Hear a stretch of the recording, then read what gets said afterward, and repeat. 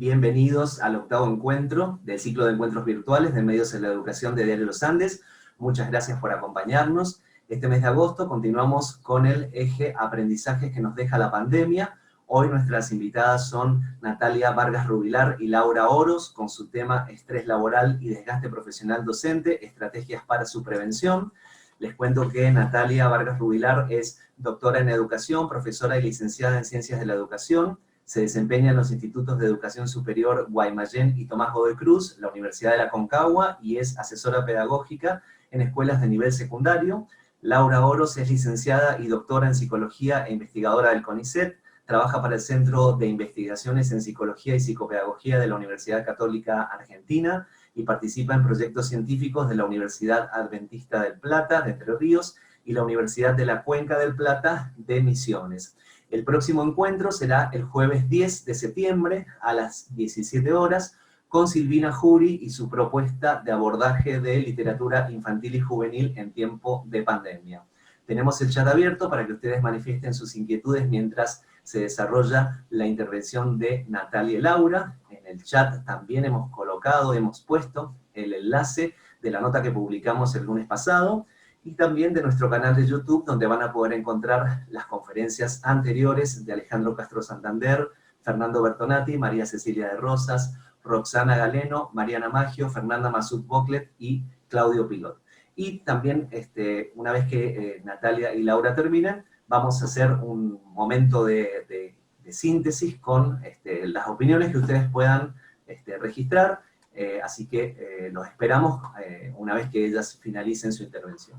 Les damos la bienvenida, muchas gracias por acompañarnos, por estar siempre, por seguirnos, y bueno, el lunes esta intervención va a estar subida en nuestro canal de YouTube para que también la puedan seguir compartiendo.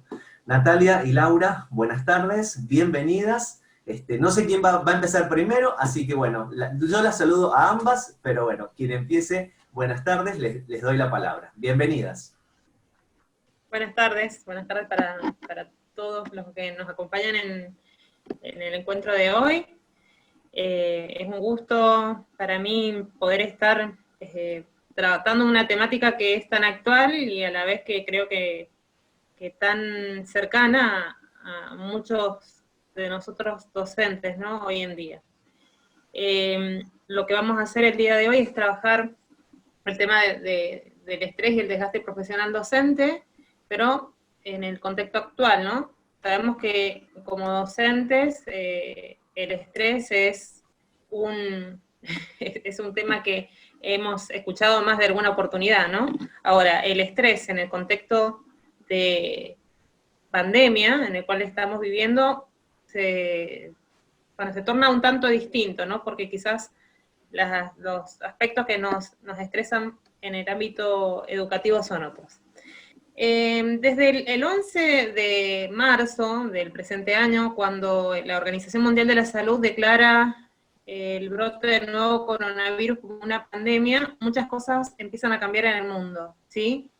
En Argentina, a partir del 20 de marzo, se declara el aislamiento social, ¿no? Como una medida para prevenir los contagios y a la vez preparar el sistema de salud. Con este aislamiento obligatorio para todos los argentinos, las escuelas también tienen que adaptarse, tienen que modificar su forma de trabajo, pensar que la presencialidad ya no iba a ser posible y que teníamos que ver la forma de dar continuidad a los procesos educativos ya desde otro lugar. En este caso, tuvo que ser la educación no presencial apoyada en todos los recursos tecnológicos que tuviéramos, ¿no? A lo largo de los meses han aparecido distintos videos, caricaturas, etcétera, que tratan de representar cómo los docentes de los distintos niveles educativos hemos vivenciado este cambio, ¿no? Nosotros, dentro de todas las imágenes que hemos ido recopilando, vamos a mostrarle estas pequeñas fotos que retratan un poco cómo un docente, él no solo muestra cómo se percibe, sino también cómo lo perciben otros en su trabajo en estos tiempos, ¿no? Si vemos esta fotografía, él dice que él cree que de esta forma lo imaginan sus amigos, ¿no? Que él está en su casa trabajando con una computadora, muy relajado. En la imagen que aparece a continuación, él retrata y dice que así él cree que su directora lo imagina, ¿no? Durmiendo, plácido, como que el educar a distancia no lleva, ¿no? un estrés o una situación que haya recargado su trabajo. En esta imagen, él dice que así lo imagina su mamá, ¿no? Como un héroe de la patria, ¿no? Un prócer que está haciendo su tarea con total, ¿no? Hidalguía, ¿no? Con todo el valor y coraje para afrontar estos tiempos.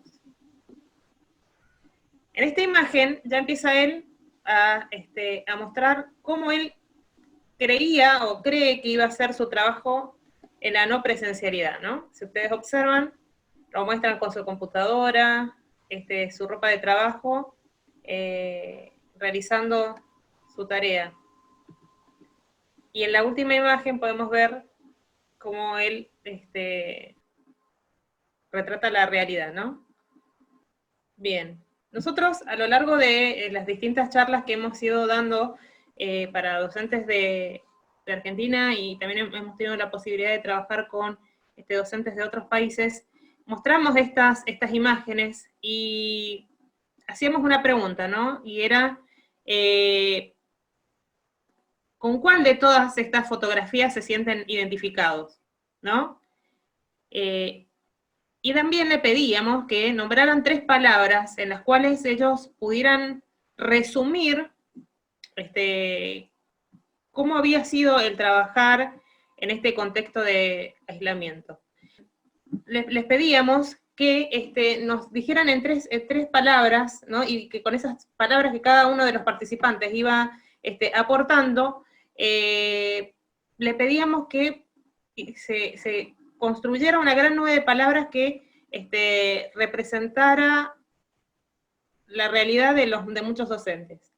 Las palabras que más se retrataban y figuraban eran angustia, era preocupación, cansancio, ¿sí? Que básicamente eran las que en ese momento las personas consideraban que podían graficar su estado, ¿no? De lo que era trabajar a distancia. Frente a esto, nosotros nos preguntábamos con la doctora Laura Uros, ¿cuál, no, de estas imágenes representa mejor estas palabras? Y consideramos que es la última imagen, ¿no? De las 4 que les mostramos recién en la presentación. Muchos docentes se sentían identificados con ese docente que estaba desorganizado y desbordado por el trabajar a distancia y en un contexto que era distinto al escolar, básicamente a lo que tiene que ver con trabajar en la casa.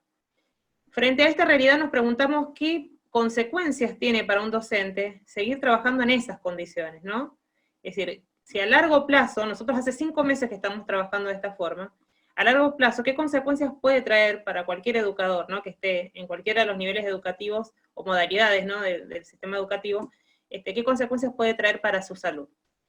Es por eso que nos preocupó la temática del estrés, que es lo que vamos a trabajar en esta tarde. Le voy a pedir a la doctora Laura Uros que a continuación nos ayude a conceptualizar qué es el estrés.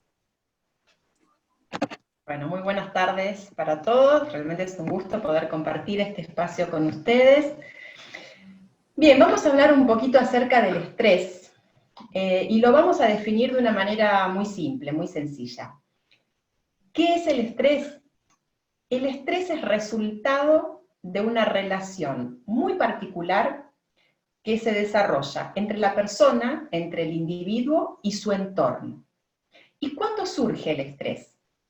El estrés surge cuando la persona percibe que hay una situación, que hay un acontecimiento o un estímulo del entorno que le resulta amenazante. Es decir, que pone en peligro su bienestar físico o psicológico, generándole algún tipo de daño, alguna pérdida significativa, lo impele a hacer un cambio importante en su estilo de vida, en su rutina, le genera malestar, displacer, incomodidad, y además lo hace sentir incapaz de poder afrontar esa situación de una manera apropiada. Esta situación, que es percibida como amenazante, puede ser realmente peligrosa o no, pero basta con que la persona la perciba, la evalúe de esa manera para que se dispare la respuesta de estrés. ¿Y en qué consiste la respuesta de estrés? Bueno, esto es bastante conocido. Seguramente muchos de nosotros hemos experimentado en más de una ocasión algunos de estos síntomas, indicadores o manifestaciones del estrés. Hay muchos síntomas, pero vamos a repasar algunos a manera de ejemplo. Miremos el primero, sentido de urgencia. Esa sensación de estar como corriendo una carrera constante. Incluso después de haber terminado la jornada laboral, después de haber terminado con todas mis responsabilidades, cuando sería momento de ir a descansar un poco, de relajarme, parece como que mi cabeza no para, ¿no? Esa incapacidad de poder descansar y desconectarme de todo lo que hice durante el día. Ese es el sentido de urgencia. Otro indicador es la irritabilidad. En general, cuando estamos ante situaciones de estrés, nos volvemos mucho más impacientes, más intolerantes, y solemos incluso tener actitudes un poco hostiles para con las personas que nos rodean. Aparece una preocupación excesiva por pequeñas cosas que quizá eran irrelevantes antes, que no nos llamaban la atención y ahora empiezan a adquirir un tono más acumulativo, son pequeñas gotas que van rebalsando el vaso y nos hacen estar en esa sensación incómoda de malestar. Aparecen cambios en los patrones de sueño, podemos tener dificultades para conciliar el sueño, o por ahí, bueno, nos dormimos fácil, nos dormimos enseguida, pero a medianoche nos despertamos y no podemos volver a dormirnos. Hay preocupaciones, nos ponemos a pensar qué cosas quedaron sin hacer, qué cosas se tendrían que haber hecho diferente, qué es lo que tengo que enfrentar mañana y cómo lo voy a hacer. Hay también cambios muy importantes en la alimentación. Ya han salido algunos estudios científicos desde que comenzó la cuarentena acá en Argentina, y se ha observado esto puntualmente, ¿no? Como que la conducta alimentaria se polarizó. Una gran proporción de personas empezó a comer mucho menos de lo que comía antes.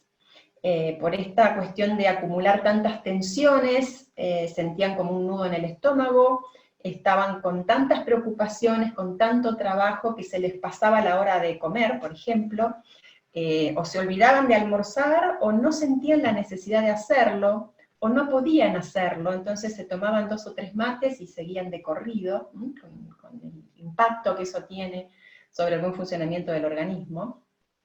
Y en el otro extremo, el grupo de personas que empezó a comer mucho más de lo habitual. El picoteo constante, eso de ir a la cocina cada rato, abrir la heladera y agarrar lo que hay. Entonces es como que esa conducta se polarizó y ninguno de los dos extremos, por supuesto, es saludable. Aparecen o se exacerban, se incrementan las contracturas musculares.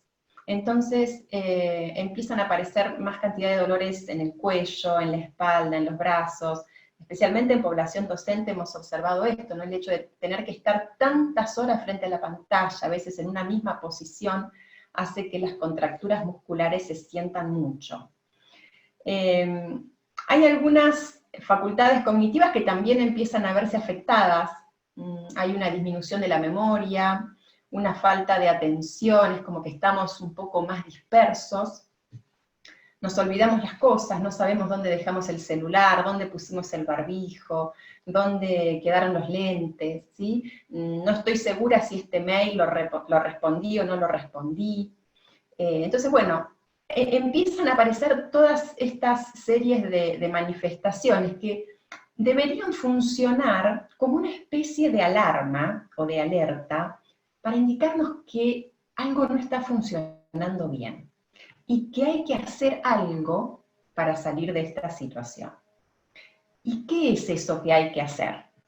Bueno, cuando estamos en situaciones de estrés, lo que intentamos hacer para generar un cambio, para poder salir adelante, para aliviar los niveles de tensión, en psicología se llama afrontamiento. Son todos aquellos esfuerzos que nosotros vamos a realizar para manejar las demandas y las presiones que nos están resultando desbordantes. ¿Y de qué manera afrontamos el estrés? Bueno, hay muchas maneras diferentes en que nosotros podemos abordar las distintas problemáticas a las que nos estamos enfrentando. Cada persona tiene un estilo particular y tiene algunas preferencias en cuanto a cómo manejar las situaciones.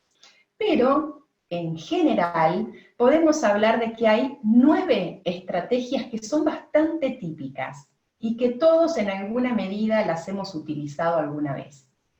Algunas de estas estrategias son funcionales, son adaptativas, es decir, logran disminuir el estrés, logran disminuir esa sensación de amenaza, y otras no son funcionales. Entonces, ese estrés no solamente no disminuye, sino que además se puede incrementar. Si bien está esta tendencia a hablar de estrategias saludables de afrontamiento y estrategias poco saludables, en realidad hay algo que tenemos que mencionar, y es que la efectividad de las distintas estrategias depende del estresor que tengamos enfrente. Una estrategia de afrontamiento a mí me puede resultar sumamente efectiva para afrontar esta situación en particular, y si yo la pongo en práctica para enfrentar un estresor completamente distinto, puede resultar una estrategia inútil o incluso contraproducente. Entonces uno tiene que ir probando, va aprendiendo en el camino, se va dando cuenta qué estrategias sirven mejor para afrontar los distintos tipos de estresores. En un ratito vamos a ver un ejemplo de eso. Pero bueno, en general existe esta tendencia de hablar de estrategias positivas y negativas, y a mí me gustaría ahora que repasemos 9 estrategias, y les voy a pedir que presten mucha atención. Si ustedes tienen lápiz y papel a mano, tienen ganas de ir anotando, lo pueden ir haciendo, porque me gustaría que vayan pensando cuáles de estas estrategias que vamos a mencionar, u otras que no vamos a mencionar acá, pero quizá ustedes han utilizado o están utilizando, les están resultando efectivas, les están resultando eficaces para poder afrontar el estrés que se deriva de tener que ejercer la docencia en un contexto de aislamiento. ¿Sí? Entonces, si ustedes quieren ir compartiendo sus ideas en el chat, seguramente después Alejandra nos podrá compartir algunas de esas ideas. ¿Qué es lo que ustedes han puesto en práctica y que les ha servido para disminuir los niveles de estrés y organizarse mejor? Empezamos con la primera estrategia. Análisis lógico. Consiste precisamente, como lo dice su nombre, en hacer un análisis de la situación. Tratar de establecer sus causas, sus antecedentes, sus desencadenantes. ¿Cómo es que llegué a estar metido en medio de esta situación? ¿Cómo quedé trabado acá en este problema? ¿Qué pasó? ¿Qué me trajo hasta acá? Por otro lado, tratar de analizar las consecuencias. ¿Cuál es el impacto que esto puede tener a corto o a largo plazo? ¿Me puede perjudicar de alguna manera? ¿Cuáles son esos perjuicios? Y por último, y creo que lo más importante de todo, es establecer un plan concreto de acción. ¿Qué puedo hacer para salir adelante? Implica pensar una secuencia de pasos, incluso pensar planes alternativos, porque yo puedo decir, frente a esta situación, lo que puedo hacer es esto. Pero ¿y qué tal si no funciona? ¿Qué tal si no logro bajar los niveles de tensión haciendo esto? ¿Puedo pensar en un plan B, en un plan alternativo?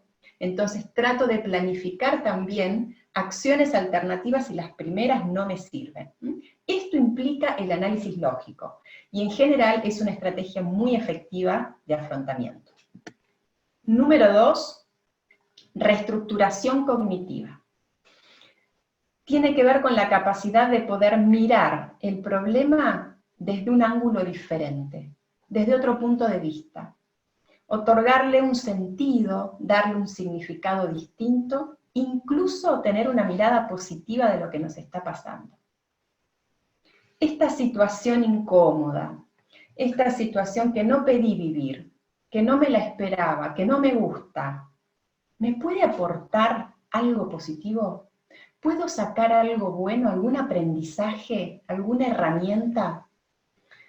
Tengo entendido, si no me equivoco, que este ciclo de conferencias se llama algo así como aprendizajes que nos deja la pandemia. Bueno, ese nombre refleja perfectamente lo que implica esta estrategia de afrontamiento. Es tratar de encontrar el lado bueno de la situación, poder ver la mitad llena del vaso y no la mitad vacía. Ver qué puedo rescatar, qué aprendizaje puedo rescatar a partir de esta situación. Tercera estrategia de afrontamiento, acción. Una vez que he planificado, que he pensado lo que puedo hacer, es momento de ponerlo en práctica. Es momento de tomar las riendas de la situación. Y entonces, hacer lo que hay que dejar, lo que hay que hacer, y dejar de hacer lo que hay que dejar de hacer. Si el estresor, si lo que a mí me está preocupando es un problema interpersonal, una discusión, un malentendido con alguien, bueno, la acción tiene que ver con enfrentar ese problema. Conversar con la persona y explicarle qué es lo que me molestó, por qué me siento como me siento, cómo me gustaría que fueran las cosas en otra oportunidad, disculparme si tengo que pedir perdón, ¿sí? Eso es acción. Si lo que me está estresando, en cambio, es un problema de salud, entonces quizá la acción tenga que ver con empezar a adquirir algunos hábitos de salud que hace tiempo tendría que haber adquirido y no lo hice, o dejar de hacer algunas cosas en relación a mi alimentación, a mi estilo de vida, por ejemplo, para poder lograr tener una reducción de la enfermedad o por lo menos una mejor calidad de vida. ¿Sí? ¿Se entiende? La acción es poner en práctica todo aquello que ya planifiqué. Cuarta estrategia, la búsqueda de apoyo.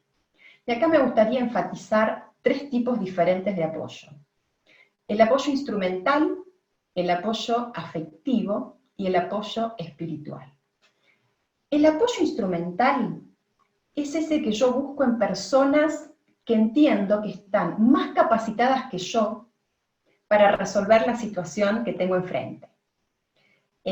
Puede ser una persona que tenga mucha experiencia, que tenga conocimientos técnicos y que me pueda dar orientaciones de cómo resolver esta situación. Puede ser que se trate de alguien que ya pasó por esta circunstancia y entonces me puede orientar a salir adelante, o alguien que está pasando en este mismo momento por la misma situación y yo veo que la está afrontando mejor. Entonces le pregunto qué le funciona, qué le sirve para poder tomar esos consejos. Eso es apoyo instrumental.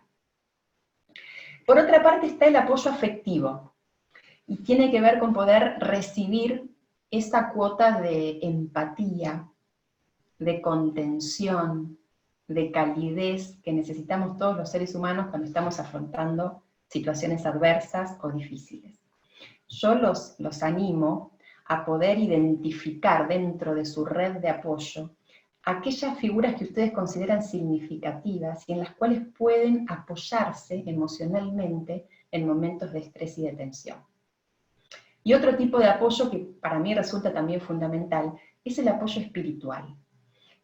Cada uno de ustedes, según sus creencias y según sus prácticas, sabrá cómo orientar este apoyo espiritual.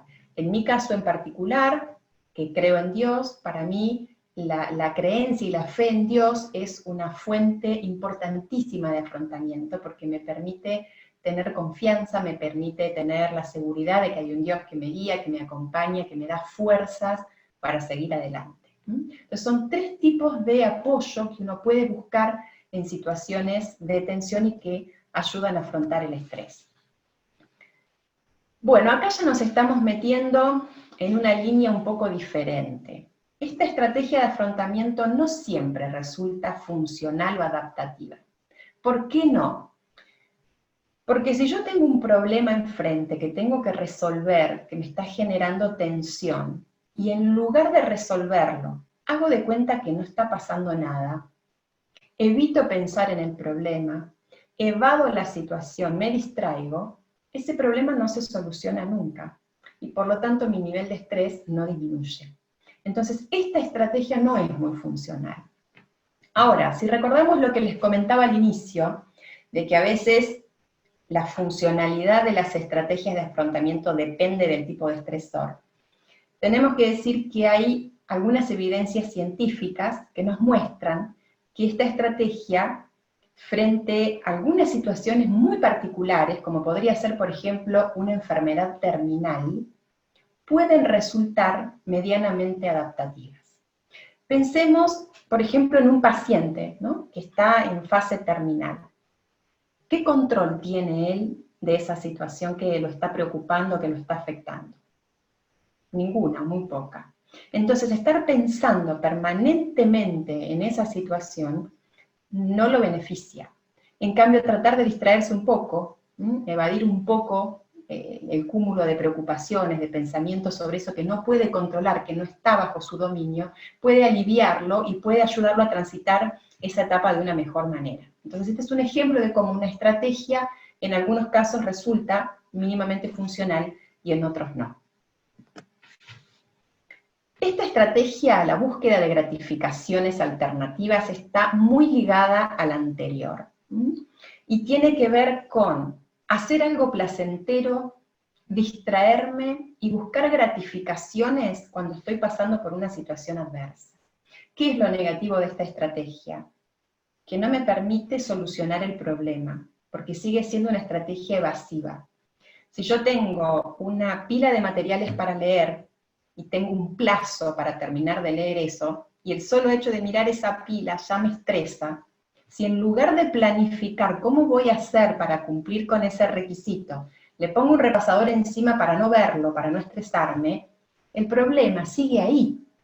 Yo puedo irme a dormir una siestita, puedo irme a mirar una serie de Netflix, puedo ir a comer algo rico que me gusta para gratificarme, pero cuando vuelvo acá, esa pila está ahí abajo del repasador, no desapareció. Entonces, claramente estoy buscando la gratificación en el lugar equivocado. La gratificación tiene que venir por el logro de los objetivos. Y eso se consigue solamente cuando pongo en práctica un plan para resolver la situación, no cuando la evado. Estrategia número 7. Se llama control emocional, pero me gusta llamarla mejor hipercontrol emocional. ¿Por qué? Porque tiene que ver con anular, esconder y disimular las emociones negativas que estoy sintiendo. No muestro que estoy triste, no muestro que estoy frustrada, no muestro que tengo miedo, que me hace sentir una persona débil, y entonces me guardo para mí lo mal que me siento. ¿Por qué no es una estrategia adaptativa esta? ¿Qué pasa cuando durante mucho tiempo una persona va guardando emociones negativas? En algún momento eso sale, explota, y no siempre se expresa de la mejor manera posible. Por eso se ha visto que muchas personas que utilizan este tipo de afrontamiento terminan utilizando este otro, el descontrol emocional. Entonces terminan liberando todas esas tensiones acumuladas, gritando, insultando, rompiendo cosas, lastimándose a sí mismos, lastimando a otros. Claramente no es una estrategia adaptativa porque empeora las cosas. Última estrategia de afrontamiento, la paralización. Esto ya implica una inhibición generalizada. En términos generales se suele utilizar ya en situaciones más extremas, en situaciones de trauma, y la persona al sentirse tan afectada por la situación, produce un bloqueo de pensamientos, de emociones y de conductas. No puede pensar, no siente nada y no puede actuar. Es una estrategia muy peligrosa porque, por supuesto, que no ayuda a resolver el problema, pero además no posibilita que la persona pueda huir si está frente a un peligro real, ¿sí? Porque es una inhibición generalizada. Esta es la última estrategia que tenía para compartir con ustedes.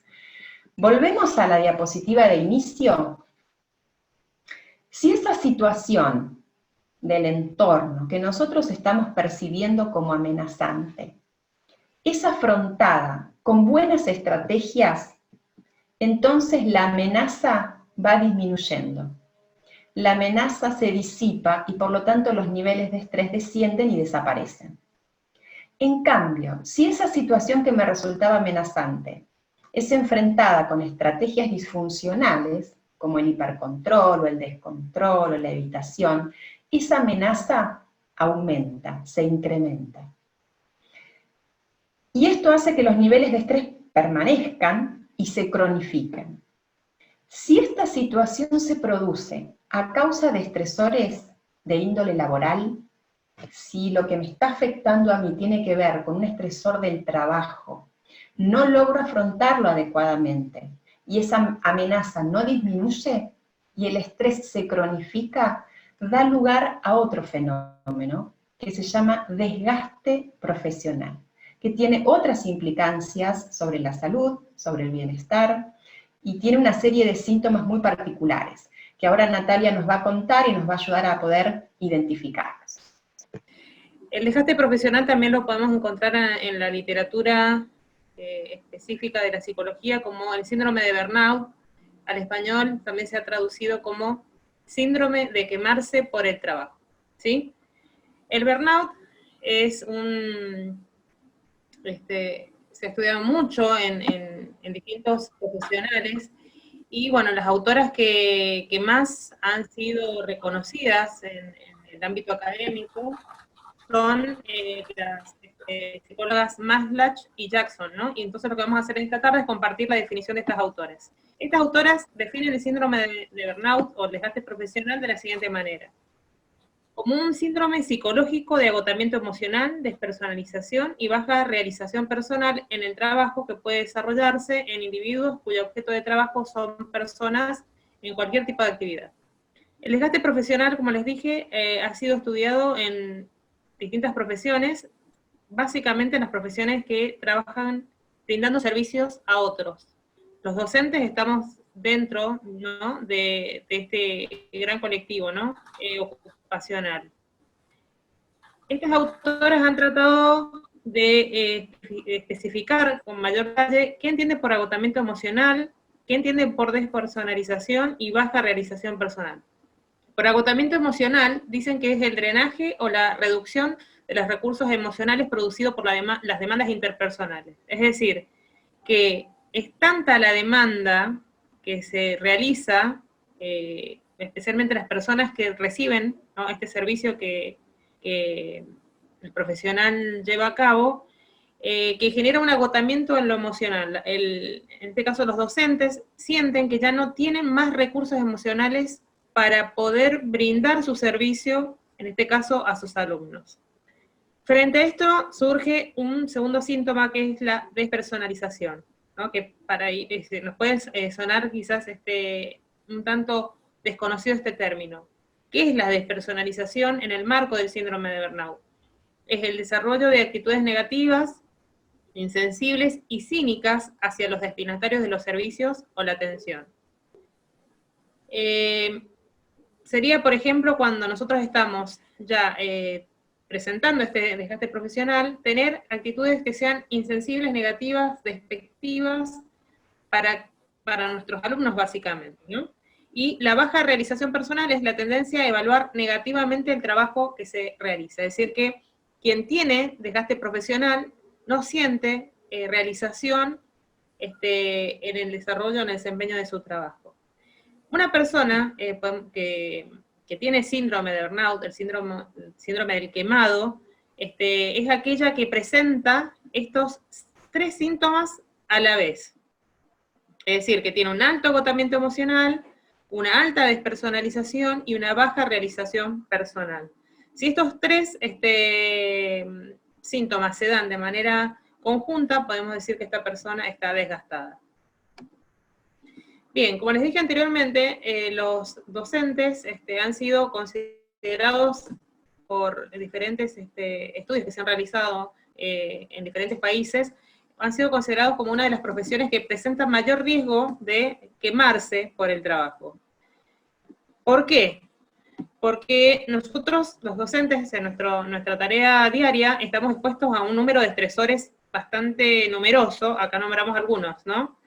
Y diariamente estamos expuestos a estos estresores. Esto nos hace más propensos a poder desgastarnos en nuestro trabajo. Cuando iniciamos el taller, yo les comenté que nosotros habíamos realizado en otras conferencias y que habíamos presentado, ¿no?, estas imágenes del docente trabajando en la no presencialidad, ¿no? Y que le habíamos pedido que escribieran 3 palabras que reflejaran cómo se sentían ellos en estos momentos. Esas 3 palabras nos permitían realizar una nube de palabras. Acá se las presento. Estas eran las palabras que más aparecieron. Si ustedes prestan atención, mientras más grande la palabra es porque un mayor número de personas escribió esa palabra, ¿sí? Agotamiento es la palabra más grande que figura porque, bueno, muchas personas hicieron referencia a ese término. Cansancio, incertidumbre, frustración, desmotivación, eran algunas de las palabras que nosotros pudimos destacar, ¿no?, de muchos colegas que expresaban sentirse de esta forma con su trabajo en estos tiempos. A continuación les vamos a presentar algunos testimonios que hemos podido recabar a lo largo de estos últimos meses de muchos docentes argentinos que han dado en palabras su experiencia a lo largo del trabajo a distancia. Si leemos el primer párrafo vamos a encontrar que dice: no creo que pueda sobrellevar el ritmo por mucho tiempo más, estoy completamente agotada. Ya renuncié a uno de mis trabajos particulares, principalmente por temas de salud. Amo profundamente mi profesión y disfruto de aprender nuevas formas de abordar temas para sorprender a mis alumnos. Estoy súper agradecida por mi trabajo, pero ya no puedo más, ojalá alguien nos lea. El siguiente dice: se me hace difícil vivir esta pandemia. Pedidos ilógicos a destiempo, no se respetan los horarios de trabajo. Pareciera que no tenemos vida. ¿Cómo hago para poder ir de compras, ir al cajero, tener minutos de recreación, si cuando termino de trabajar ya no puedo salir a la calle? A eso hay que sumar tareas domésticas. Si esta cuarentena va a extenderse, como dicen, hasta después del receso invernal, esto fue escrito antes de las vacaciones de invierno, e iremos volviendo de manera escalonada. ¿Quién estará psíquica y físicamente preparado? Yo no. Otro testimonio dice: lo único que quiero decir es que me levanto sintiéndome enferma y me acuesto de la misma manera. Tengo dolor de cabeza, cervical, espalda y piernas. Deseo fervientemente volver a mi vida normal. Extraño mi ámbito laboral, la relación cara a cara con mis alumnos, y mientras digo esto no puedo contener mis lágrimas. El siguiente dice: nuestro sueldo no alcanza, no recibimos aumento, solo críticas de todos los sectores y desconocen la tarea que estamos haciendo. Tenemos familia que alimentar y atender. Usamos nuestra tecnología, que en la mayoría de los casos es obsoleta, pagamos de nuestros bolsillos de internet, llamamos a nuestros alumnos desde nuestros teléfonos y estamos desbordados. El último dice: me siento desbordada. Me falta tiempo para hacer mi trabajo a pesar de trabajar hasta los fines de semana. Creo que se comprenden los problemas de los alumnos más que los de los docentes. Se nos está exigiendo más de lo que podemos hacer humanamente. Cuando iniciamos esta conferencia y presentamos las imágenes, ¿no?, de este docente que trataba de representar, ¿no?, con esas imágenes cómo lo veía por ahí, como él creía que lo veían sus amigos, la directora de la escuela, su mamá, ¿no? También mostramos cómo él pensaba que iba a hacer y cómo realmente estaba haciendo. Y hicimos referencia a qué consecuencias podía tener para la salud, ¿no?, de ese docente y de estos docentes que nosotros leemos los testimonios, el seguir trabajando en estas condiciones. Con la doctora Laura Oros, a partir, ¿no?, de todas estas cosas que fuimos observando en distintos docentes de Argentina, y bueno, como yo les dije, yo también soy docente, nos preocupamos por realizar una investigación que nos pudiera revelar, ¿no? Qué situaciones están siendo consideradas como más amenazantes, más estresantes para los docentes, y a partir de esas situaciones poder pensar algunas pautas para prevenir el estrés.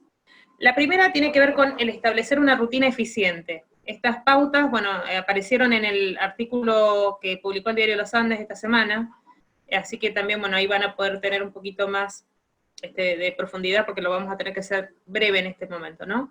El establecer una rutina eficiente tiene que ver con organizar nuestro día a día. A todos nos ha pasado, y nos sigue pasando, que el trabajo que tenemos que realizar es tan desbordante que muchas veces trabajamos en la no presencialidad más horas de lo que hacíamos antes, ¿no? Generalmente si éramos docentes de educación primaria, podíamos trabajar en horario de la mañana, si hacíamos un doble turno, se podía trabajar hasta las 17:30, 18 horas, y ya sabíamos que nuestro horario de trabajo se había cumplido, más allá de que siempre sabemos que tenemos que planificar, corregir, hacer actividades, recursos didácticos. Pero sabíamos que había un inicio y un horario de finalización. En estos tiempos que estamos viviendo, el tema de establecer un límite en la cantidad de horas de trabajo es algo que ha sido muy dificultoso poder lograr. Así que bueno, es algo que tenemos que recuperar, y es el poder establecer una rutina eficiente. Tiene que ver con poder en nuestro día establecer cuáles son las distintas tareas que tenemos que realizar, pero que no solamente tenga que ver con nuestro aspecto laboral, sino también contemplar en esa lista de tareas otras responsabilidades que también tenemos como papás, como esposos, como hijos, ¿sí? Y que nos ordenen para que no solamente demos prioridad al trabajo, sino que también podamos en nuestro día abordar otros aspectos de la vida. Bien, así que para ello va a ser muy importante que podamos hacer una agenda que sea real, donde podamos poner aquellas cosas que tenemos que resolver en el día, pero que seamos conscientes que un día tiene 24 horas, y que si pongo 50 tareas a resolver en un día va a ser imposible que las lleve a cabo, ¿sí? Entonces, pautar para el día de hoy 5, quizás, cuestiones que tengo que abordar, y las siguientes quedarán para el día de mañana, ¿bien? Eso es muy importante, establecer un horario en el cual voy a atender las consultas de mis alumnos, quizás también los pedidos de los directivos, ¿bien? Y ser claro y poder expresar de una manera asertiva esos límites de horario en los cuales voy a estar trabajando. Poder hablar con la familia también, para que la familia, en el caso de que haya niños o que hayan otras personas que viven con nosotros, también sepan en el margen de qué horario vamos a estar trabajando. Otra de las pautas que queremos recomendar es poder regular las autoexigencias y el perfeccionismo. Cuidado con esas creencias irracionales que a veces aparecen en nuestra mente, en nuestro día cotidiano, esas creencias absolutistas del tipo, tengo que ser capaz de cumplir con todo y de hacerlo absolutamente perfecto. O creencias derrotistas. Estoy siendo un pésimo docente porque no logro manejar estas plataformas digitales, o estoy siendo un pésimo docente porque no termino de adaptarme nunca a esta modalidad virtual. O en el caso de los que son padres, soy un mal padre o soy una mala madre porque me paso un montón de horas frente a la computadora y estoy descuidando mis funciones de crianza. Cuidado, cuidado con las frases que nos estamos diciendo a nosotros mismos. Estamos viviendo una situación muy delicada, muy compleja, y ya tenemos demasiadas presiones externas, como para sumarle también presiones internas. Entonces, no nos condenemos, no nos exijamos más de lo que podemos dar. En el caso de las que son mujeres, que por ahí hemos visto que muestran algunos niveles de estrés un poco más exacerbados, más incrementados, pensar que en estos momentos que estamos viviendo, tan particulares, puede resultar improductivo pretender tener todos los ambientes de la casa en perfecto orden, la comida servida siempre a tiempo, toda la ropa limpia y planchada. No se puede. Me parece que es momento de bajar un poco las expectativas, de trabajar en equipo con los demás miembros de la familia, de dividir las funciones, de poder tener una mirada un poco más flexible de lo que debemos, de lo que tenemos y de lo que queremos hacer. Evitemos juzgarnos y especialmente evitemos compararnos con lo que hacen otros. Hemos visto seguramente, y seguramente conocemos casos de personas que utilizan este tiempo de cuarentena para realizar cursos, para aprender idiomas, para leer libros, para refaccionar su casa, para modelar su cuerpo, y desarrollan sus actividades y su trabajo sin un ápice de estrés. Bueno, bárbaro por ellos, los aplaudo, pero por ahí no es la realidad de todos. Y si a vos no te pasa eso, no hay ningún problema, o sea, aceptemos la realidad que a cada uno nos toca vivir y no nos comparemos permanentemente con lo que están logrando otros, porque están en situaciones seguramente diferentes. Entonces, no nos castiguemos por no poder ser la versión más exitosa de nosotros mismos en este tiempo de extrema complejidad. Aprendamos a regular y a manejar estas autoexigencias. Bien, el otro aspecto que también queríamos nombrar es el buscar apoyo, ¿no? Una de las mejores formas de afrontar el estrés tiene que ver con el buscar apoyo social estratégico. Y en esto hacemos referencia a básicamente a los colegas, ¿no? Siempre digo lo mismo en las charlas que hemos dado. Nosotros como docentes siempre esperamos el recreo también, ¿no?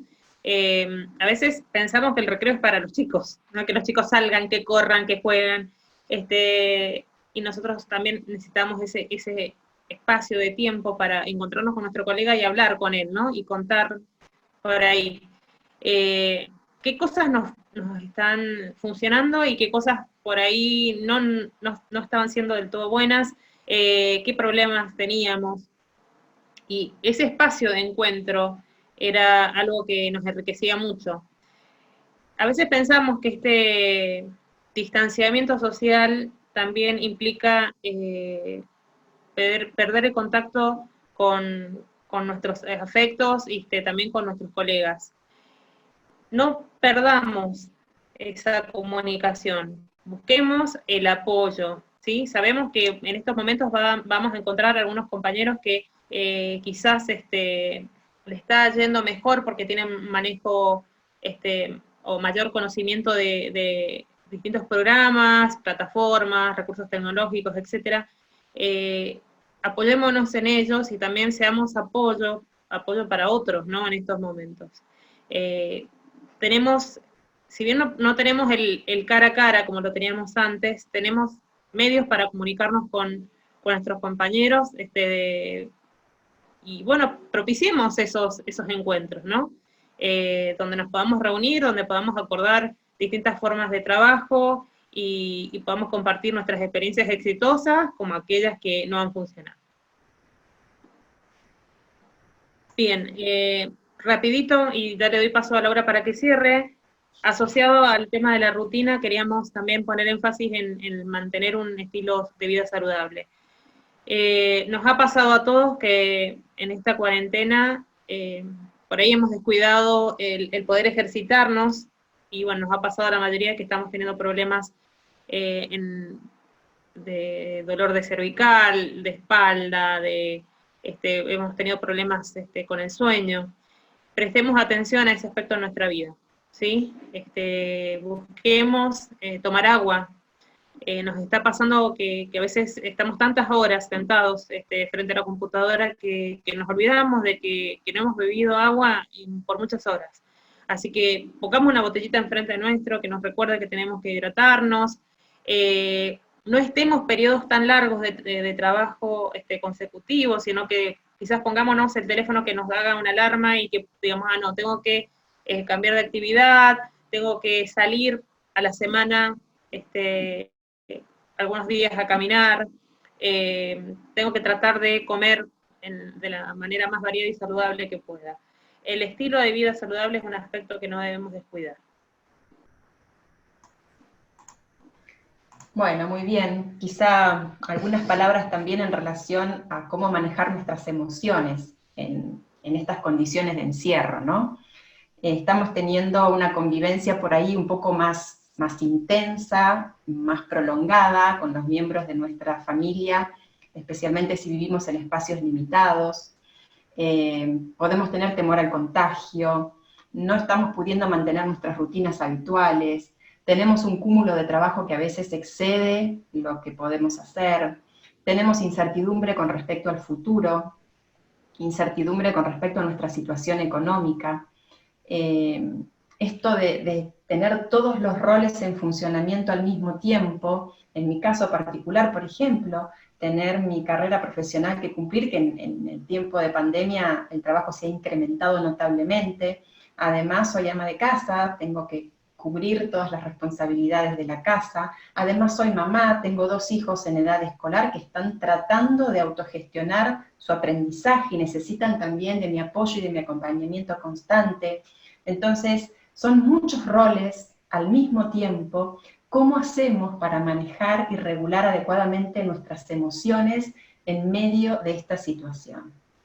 Bueno, yo creo que lo importante es poder recordar, como mencionamos hace un ratito atrás, que la regulación emocional no implica necesariamente inhibición de las emociones. No se trata de eliminar el miedo, de eliminar el enojo, de eliminar la frustración, ¿sí?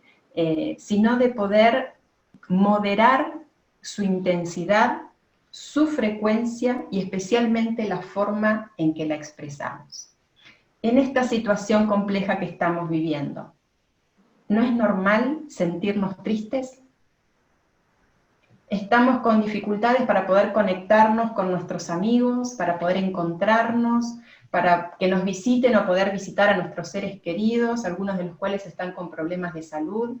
¿No es normal sentirnos tristes? ¿No es normal que nos sintamos molestos porque no podemos salir en algunos momentos en los que necesitamos salir y todo esté restringido al número de documento? Y sí, es normal que nos sintamos molestos, que nos resulte incómodo.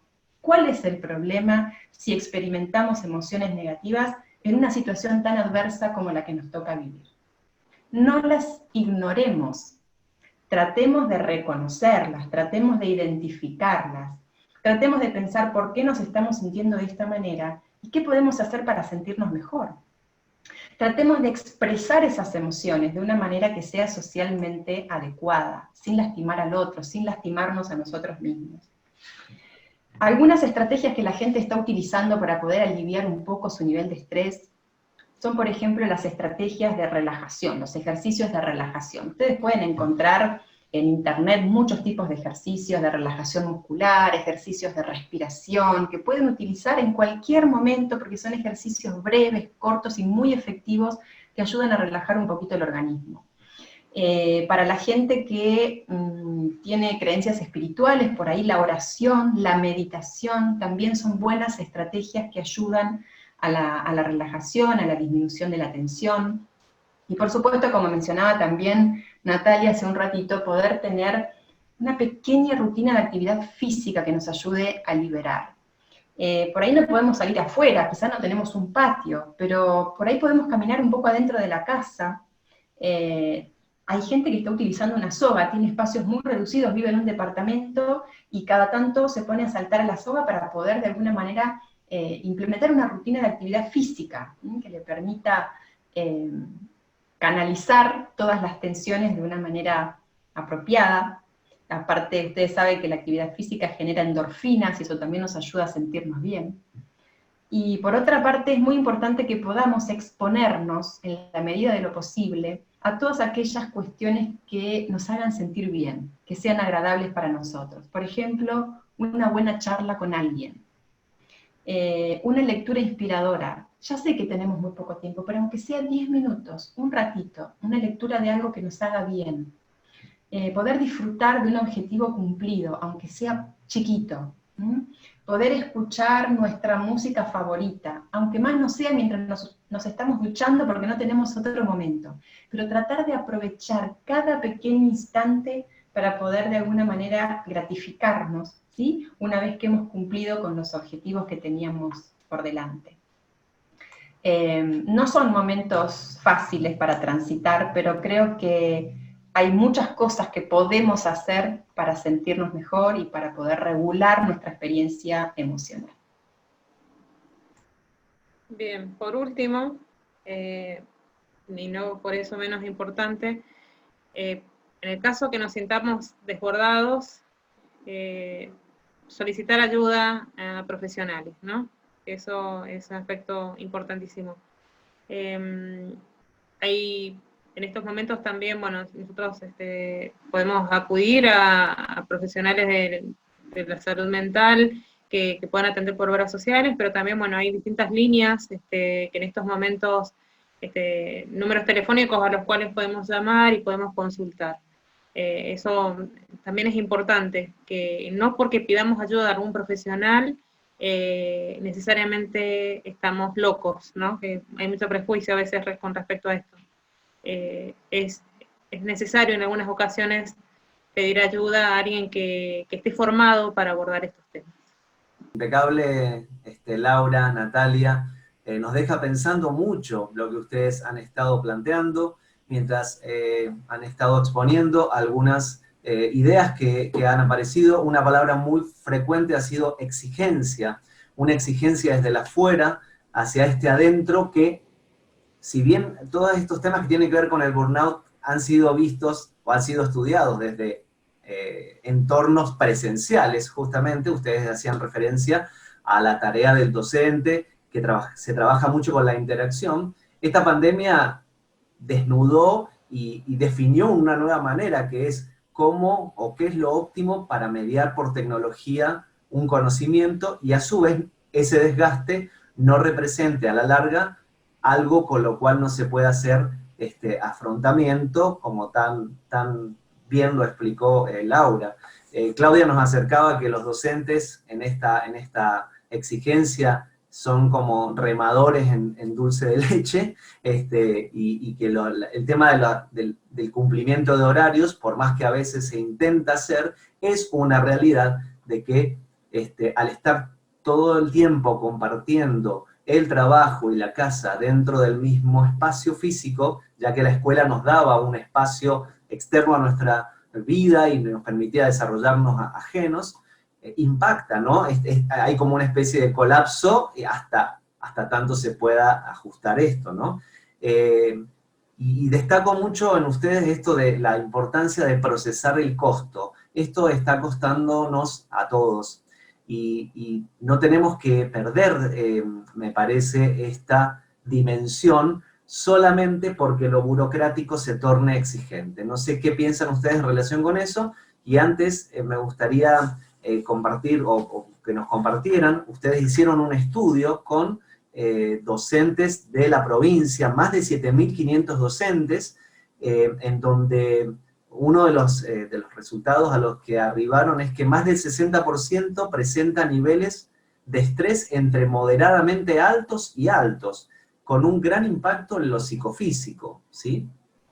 Realmente nos sorprendió, es un porcentaje muy elevado, más del 60%, y con relación a los síntomas, es decir, cuáles son aquellas manifestaciones que están emergiendo con mayor frecuencia, lo que pudimos observar es más que nada las contracturas musculares, ¿sí? Dolor de cuello y espalda, preocupación excesiva por pequeñas cosas, lo que mencionábamos al inicio también, pérdida o aumento de apetito por estrés, agotamiento mental, dolores de cabeza.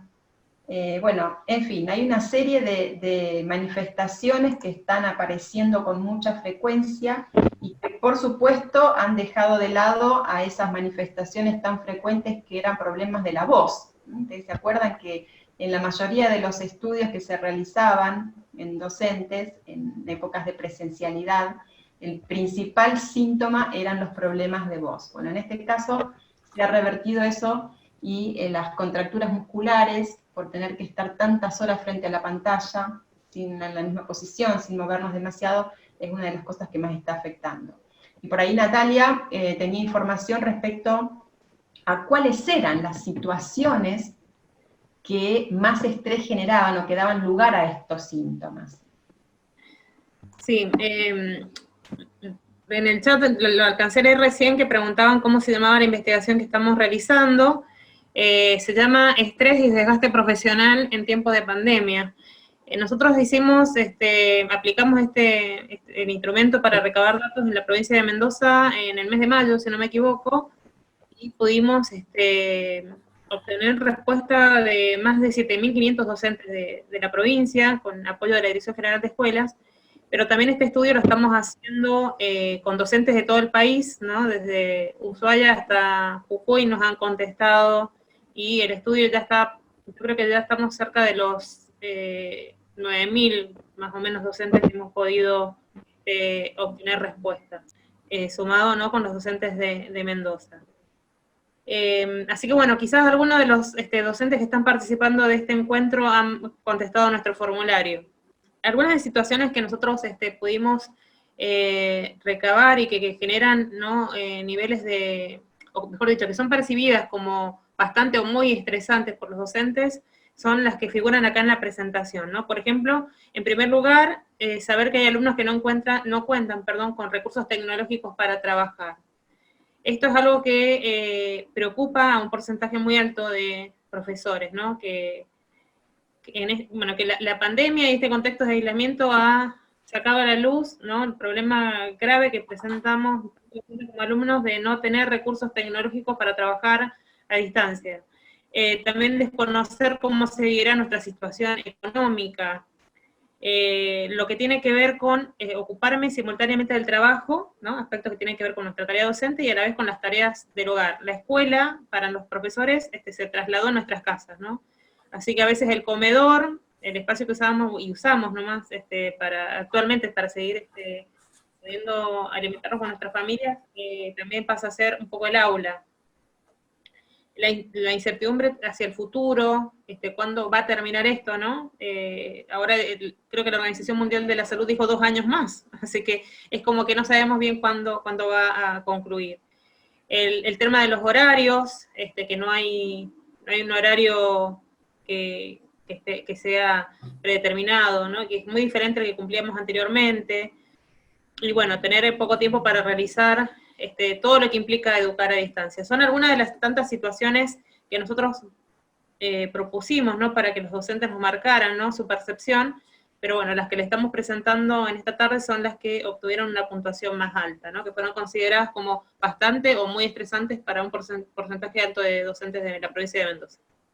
Por supuesto, todas son salutaciones, digamos, y felicitaciones por el trabajo que ustedes hacen, por preocuparse. Alguien acá acerca del tema de por visibilizar. Es un tema que debe visibilizarse, ¿no? Que nosotros cuando pensamos en el ciclo de conferencias, primero que confirma un poco lo que ustedes están hablando. Alejandro Castro Santander nos decía que bueno, que tenemos brechas tecnológicas, de capital cultural, brechas que tienen que ver con el presupuesto, brechas didácticas, y todo eso ha quedado desnudado a partir de esta situación. Procesar el costo también es algo que, bueno, si bien existen marcos para poder leer esto, somos autores de un tiempo inédito también, ¿no? Y tenemos que ir resolviendo con los aportes que vamos teniendo desde distintas disciplinas, porque realmente no hay como una forma de hacerlo, cada uno ha ido encontrando la posible, a veces con más, a veces con menos costos, ¿sí? Todos nos agradecen, y yo también especialmente les agradezco a ustedes. Yo les cuento a todos los que asisten que conocí el estudio de Natalia y de Laura, y me pareció sumamente interesante, porque considero que como profesionales que trabajan aquí en Mendoza, poder poner y focalizarse en estos estudios merece tener difusión, y sobre todo que los conozcamos y que colaboremos en la medida de nuestras posibilidades para que esto se siga investigando, porque no es solamente lo que nos pasa en pandemia. Todos estos temas que ellas traen también nos pasan como colectivo docente, ¿sí? Esto nos pasa, siempre ha pasado, el burnout, la hiperexigencia. Lo que pasa es que en un contexto cerrado, donde en la casa se comparte trabajo, casa, vida cotidiana, niños, impuestos, bueno, y todo lo que pasa, recrudeció, ¿no? Así que bueno, Natalia, muchísimas gracias, ha sido un placer realmente, y les agradezco muchísimo a las dos, la gentileza que han tenido de acompañarnos en este ciclo, realmente le han dado un marco fantástico para poder seguir pensando estos aprendizajes que nos deja la pandemia. Ojalá, Natalia, no sean 2 años, como decís vos, que la Organización Mundial de la Salud se rectifique un poquito. Parece la vacuna, ¿no? También algo que estamos... Que venga la vacuna, así que, bueno, muchísimas gracias a ambas. Laura, no sé si quieres decirnos algo para cerrar, y ya vamos cerrando. Pero muchísimas gracias a las dos, y ha sido verdaderamente un placer contar con ustedes hoy. Bueno, muchas gracias por el espacio. Yo quería resaltar un comentario que apareció en el chat. Cuando hablaban de que los docentes la están remando, alguien puso, y seguiremos remando por nosotros y por nuestros niños. Y yo realmente quiero agradecerles porque los notamos cansados, los notamos agotados, los notamos muchas veces desbordados, y sin embargo esta es la actitud que los caracteriza. Seguiremos remando por nosotros y por nuestros niños. Y recuerden algo, ningún mar en calma hizo experto a un marinero. Estoy segura que remando de esa manera y con esa actitud van a llegar a muy buen puerto. Gracias. Bueno, muchísimas gracias, Laura, que nos has dejado, nos dejaste con un cimbronazo, mira, nos quedamos pensando, muchísimas gracias, y bueno, toda comunicación, también o inquietud que ustedes tengan a través de nuestro correo, yo les puedo hacer llegar a Natalia y a Laura vuestras inquietudes, por si quieren seguir ustedes trabajando con el tema, ¿sí? El lunes van a poder ya ver esta conferencia en nuestro canal de YouTube, y en nuestra página de Facebook de Medios en la Educación, así que si quieren compartirla, creo que vale la pena para poder seguir pensando estos temas. Las volveremos a llamar, Laura y Natalia, ¿sí? Volveremos a contar con ustedes. Muchísimas gracias, y muchísimas gracias a todos ustedes, ¿sí? Estamos en contacto y nos veremos pronto. Muchísimas gracias.